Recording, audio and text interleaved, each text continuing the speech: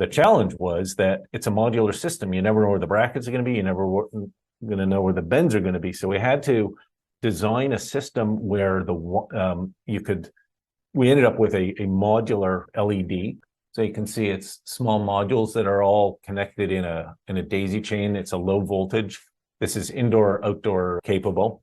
And so Powerhouse, the location in South Carolina just showing, they are installing LEDs. They just haven't done it yet. So that will be all lit as well. So we're starting to do entertainment clubs, movie theaters, beautiful for, as you see, for residential as well. So, and can all be hooked up to smart home systems. They're dimmable.